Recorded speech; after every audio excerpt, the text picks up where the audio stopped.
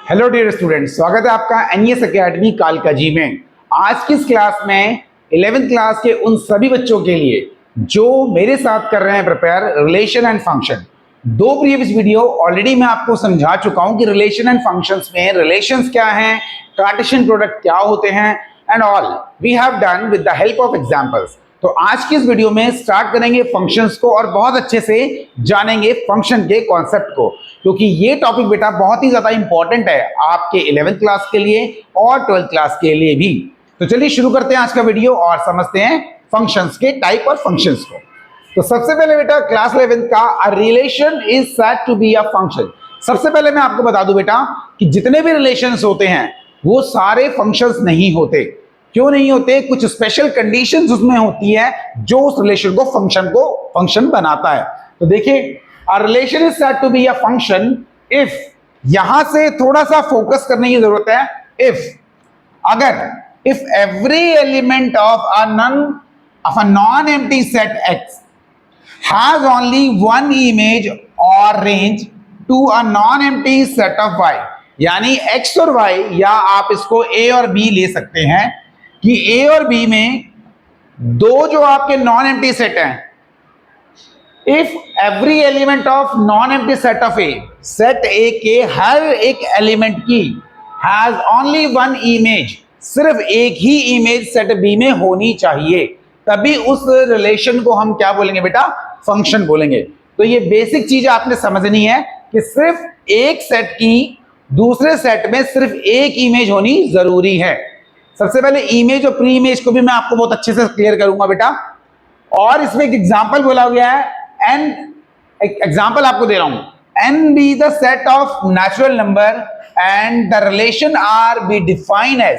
मान लीजिए एक छोटा सा एग्जांपल आपको मैंने लिया कि फंक्शन क्या होते हैं और कैसे करते हैं। जैसा कि मैंने बता दिया फंक्शन के बारे में आपको कि ओनली वन इमेज, सेट ए की सेट बी में एक ही इमेज होनी चाहिए।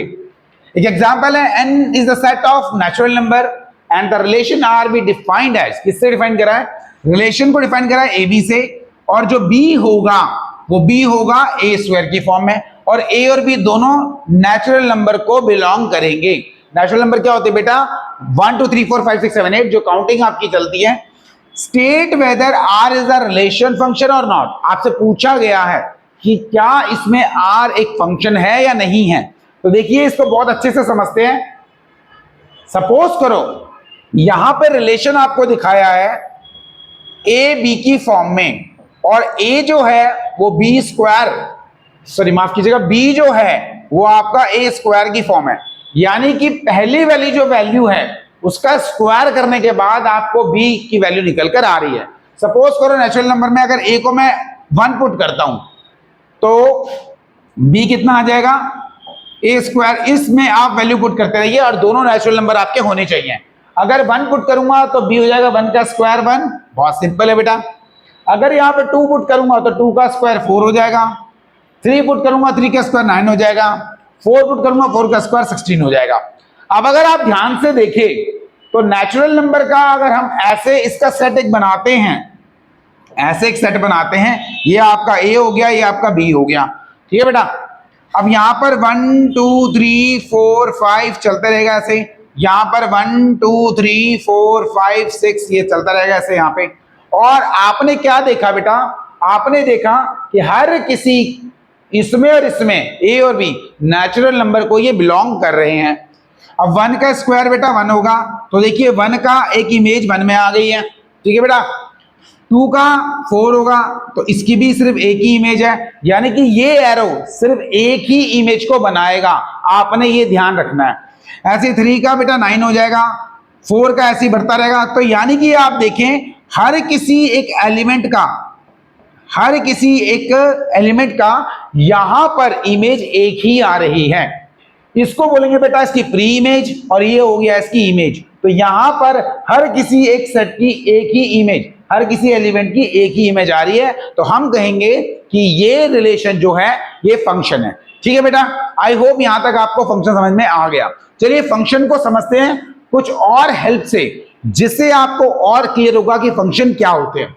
जैसे एक एग्जांपल मैंने आपको दिया है, यहां पर अगर मैं लिख दूं एफ एक्स बराबर है एक्स स्क्वायर, अगर ये रिलेशन में लेके चलता हूं, वैसे तो मैंने बता दिया आपको कि सारे रिलेशन जैसे हम लिखते हैं उनमें कुछ कंडीशंस होती हैं जो कंडीशन के बाद रिलेशन को फंक्शन बनाते हैं।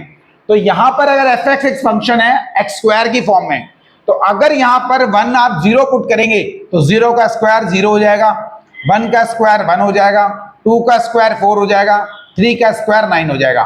अब यहां पर अगर आप देखें तो सेट ए के और सेट बी में, सेट ए के हर एक एलिमेंट का यहां पर इमेज सिंगल बन रहा है, एक इमेज बन रहा है, तो हम बोलेंगे ये एक फंक्शन होगा।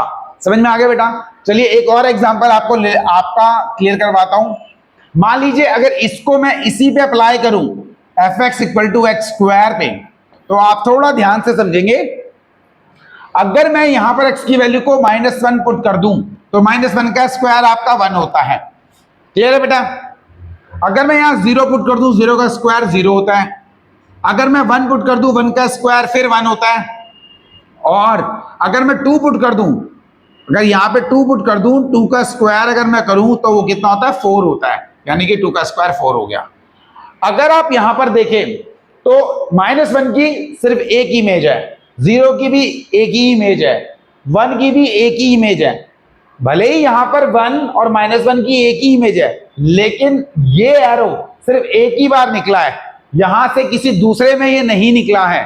तो इसका मतलब क्या है कि इन सब सिर्फ ए को आप फोकस करेंगे कि ए के प्रत्येक एलिमेंट की इमेज इसमें आई हुई है, तो ये भी आपका क्या है बेटा, ये एक फंक्शन है, ये रिलेशन भी आपका क्या है, फंक्शन है। चलिए अब समझते हैं एक और with the help of this example. यहां पर मेरे बच्चों आपको बताया गया है कि 1 2 1 3 2 2 3 4। अब इसका अगर रिलेशन में बनाऊं तो 1 का 2 के साथ आ रहा है, सिंगल इमेज बन गई है, 1 का 3 के साथ भी आ रहा है, ये भी इमेज बन गई है, 2 का 2 के साथ आ रहा है, ये भी इमेज बन गई है, और 3 का 4 के साथ आ रहा है, 3 का 4 के साथ आ रहा है, ये भी इमेज बन गई है। अब अगर आप यहां पर देखें तो 1 की 2 इमेज निकल कर हमारे सामने आ गई हैं, यानी कि ऐसे एरो, ये 2 एरो नहीं होंगे, 1 टू मैनी नहीं होगा, 1 टू मैनी नहीं होगा।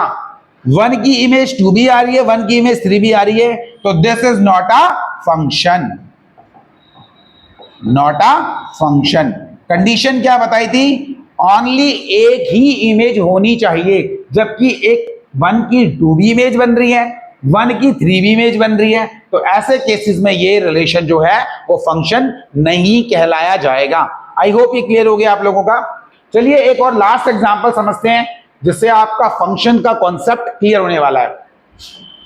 अब अगर 0 को 1 के साथ रिलेशन बनाया, 0 को 1 के साथ एक रिलेशन बन गया, इसकी इमेज 0 की इमेज 1 बन रही है, ठीक है, 2 की इमेज 2 बन रही है, ये भी ठीक है, और 3 की इमेज 0 बन रही है, 3 की इमेज 0 बन रही है, ये भी ठीक है, 1 की 2 बन रही है, 1 की 2 बन रही है, ये भी ठीक है। अगर आप यहां पर देखें तो किसी भी एलिमेंट की एक से ज्यादा इमेज नहीं बन रही।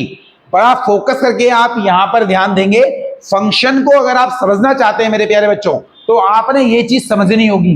0 की सिर्फ एक ही इमेज है, 1 की सिर्फ एक ही इमेज है, 2 की सिर्फ एक ही इमेज है, 3 की सिर्फ एक ही इमेज है। यानी कि क्या मैं बताना चाह रहा हूं आपको कि यहां पर किसी भी एलिमेंट की एक से ज्यादा इमेज नहीं आई है। जब एक से ज्यादा इमेज नहीं आई है, सो ये आपका क्या हो गया, फंक्शन हो गया। यानी कि 1 टू मैनी नहीं है, मैनी टू 1 है, तो यानी कि ये एक फंक्शन होगा।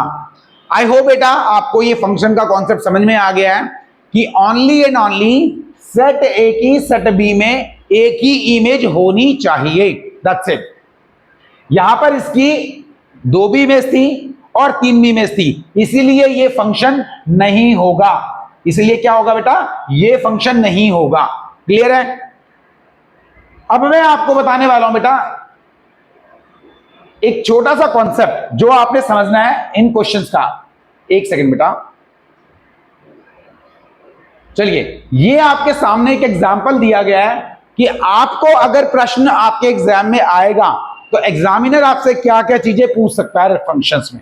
सबसे पहले तो वो आपको कोई भी एक रिलेशन देगा और आपसे पूछेगा ये फंक्शन है या नहीं है। 11th क्लास के बच्चे थोड़ा फोकस करेंगे स्पेशली, और 12th में भी ये एमसीक्यू में आपके आने वाले हैं, तो जरा फोकस करेंगे। आपसे किस टाइप के क्वेश्चन पूछा जाएगा?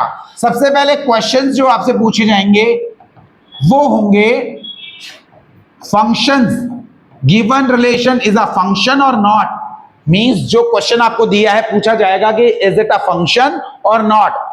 दूसरा जो क्वेश्चन आपसे किया जाएगा वो पूछा जाएगा डोमेन के बारे में, कि डोमेन, इस फंक्शन का डोमेन क्या है।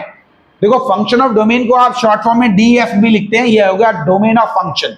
गिवन फंक्शन का डोमेन क्या है, गिवन फंक्शन की रेंज क्या है, और कोडोमेन क्या है, और कई बार आपसे इसका ग्राफ जो है वो भी पूछा जाता है। यानी कि डोमेन, सबसे पहले फंक्शंस के बारे में, whether the given relation is a function और नॉट, पहला क्वेश्चन ये होगा। Secondly they will ask you domain, आप इस फंक्शन का डोमेन बताइए। थर्ड आपसे पूछा जाएगा रेंज क्या है, कोडोमेन क्या है, और लास्ट वन इसका ग्राफ कैसे प्लॉट होगा। सो ये जो क्वेश्चन है बेटा वो रिलेशन फंक्शन के चैप्टर फंक्शन में से पूछे जाते हैं आपसे। सो आज का ये वीडियो बेटा आपने बहुत अच्छे से समझना है कि फंक्शन, मोस्टली बच्चों में बेटा कंफ्यूजन रहती है, सर फंक्शन क्या है, रिलेशन क्या है, छोटी छोटी चीजें ऐसी क्या है जिनसे हम इन दोनों को अच्छे से सेपरेट समझ सकते हैं। तो मेरे प्रीवियस वीडियो में मैंने आपको डोमेन, रेंज, कोडोमेन के बारे में बहुत अच्छे से बताया था, और आज मैं आपको बता रहा हूं फंक्शंस, इसके टाइप्स क्या हैं वो भी मैं आपको आने वाले वीडियो में डेफिनेटली बताऊंगा कि इस फंक्शन के कितने टाइप्स होते हैं। चलिए एक बार फट से इसको समझते हैं कि एग्जाम में आपसे क्या क्या चीजें पूछी जाएगी। Codomain, element of second set जो होता है उसे कोडोमेन बोलते हैं, एलिमेंट ऑफ सेकंड सेट। मेरे प्रीवियस वीडियो को अगर आप देखेंगे तो आपको ये कॉन्सेप्ट जो है क्लियर हो जाएगा कि डोमेन ऑफ फंक्शन क्या होता है, domain of range of function क्या होता है, और कोडोमेन क्या होता है। यानी डोमेन और रेंज ऑलमोस्ट सेम ही होता है सबका। आज का ये बहुत इंपॉर्टेंट कॉन्सेप्ट, रियल फंक्शन और रियल वैल्यूड फंक्शन क्या होते हैं बेटा। आपके बार कई बार बुक्स में पूछा जाता है बच्चों से कि सर, बच्चे पूछते हैं सर ये रियल वैल्यू फंक्शंस और रियल फंक्शंस क्या होता है। तो रियल फंक्शन को आप समझना है, if set A and set B both are subset of real R, then it is called the real function. Real function मतलब क्या है, छोटे शब्दों में और क्लियर अंडरस्टैंडिंग के लिए आप एक चीज समझो कि अगर मान लीजिए आपको ए और बी दो सेट दिए गए हैं, या दो ऐसे आपको सेट दिए गए हैं नॉन एम्प्टी सेट, तो आपने इसमें देखना है और इसमें देखना है क्या दोनों में से किसी में भी अल्फाबेटिकल टर्म है या नहीं है। इसमें अल्फाबेटिकल टर्म नहीं है, ये भी सारे 0 1 2 3 4 रियल नंबर है, 2 3 4 5 6 ये भी रियल नंबर है। सो ए और बी दोनों में, जब दोनों में रियल नंबर हो तो उस फंक्शन को हम क्या बोलेंगे, रियल वैल्यू फंक्शन, यानी कि रियल फंक्शन बोलेंगे। ठीक है बेटा, दोबारा बता रहा हूं आपको, if set A and set B both are subset of real. Subset of real का मतलब क्या है मेरे बच्चों, कि दोनों में रियल नंबर्स होने चाहिए, तो आपका फंक्शन कैसा होता है, रियल फंक्शन होता है। क्लियर हो गया। अब यहां पर रियल वैल्यूड फंक्शन क्या होता है sir, if B is the subset of real, यानी ए से हमें कोई मतलब नहीं है, आपने फोकस सिर्फ बी पे करना है। किस टाइम पे, किस सिचुएशन में, जब आपसे रियल वैल्यूड फंक्शन पूछा जाए। If B is the subset of real number, देखो ए में आपको ए बी सी डी दिए हैं, लेकिन मैंने आपको बताया कि ए से हमें कोई मतलब ही नहीं है, हमें सेट बी से मतलब है। सेट बी में 1 2 3 4, हाँ जी सर 1 2 3 4 हमारे रियल नंबर होते हैं, सो ये सबसेट हो गया रियल नंबर का, और ऐसी सिचुएशन में इसको हम बोलेंगे रियल वैल्यूड फंक्शन। समझ में आ गया बेटा। यहां पर मैंने बड़ा बड़ा आपके लिए लिखाया है, ए हो या ना हो, नो मैटर, सेट ए में रियल नंबर हो तो वो बन जाएगा आपका रियल फंक्शन, और जब ए हो या ना हो, ये वाला हो रियल फंक्शन या ना हो तो बन जाएगा रियल फंक्शन। पर अगर नहीं है, इसमें रियल नंबर नहीं है, तो आपका रियल वैल्यूड फंक्शन ये बन जाएगा। ठीक है बेटा। सो आई होप आज के इस वीडियो में आपको क्लियर हो गया कि फंक्शंस क्या होती हैं, फंक्शंस कब कहा जाता है, जब दो नॉन एम्प्टी सेट आपस में रिलेशन में आते हैं और एक की सिर्फ एक ही इमेज सेट ए की सिर्फ एक ही इमेज सेट बी में मिले तो उसको हम फंक्शन बोलेंगे। हर रिलेशन को फंक्शन बनाने के लिए कुछ कंडीशंस होती है बेटा, जो अगर फुलफिल हो तो वो रिलेशन क्या बन जाता है, फंक्शन बन जाता है। सो आई होप आज का वीडियो आपने समझा। जिन बच्चों ने 11th में नया नया ये टॉपिक समझा है, ये चैप्टर समझा है, थोड़ी कंफ्यूजन डेफिनेटली आपको आ रही होगी, पर आप इस वीडियो को देखेंगे तो डेफिनेटली आप समझ पाएंगे कि रिलेशन फंक्शन में फंक्शन क्या है। सो ढंग से आप वीडियो को समझिए, आराम से पॉज कर करके एक एक चीज को समझने की कोशिश करिए। Thank you so much for watching this video. Have a great day.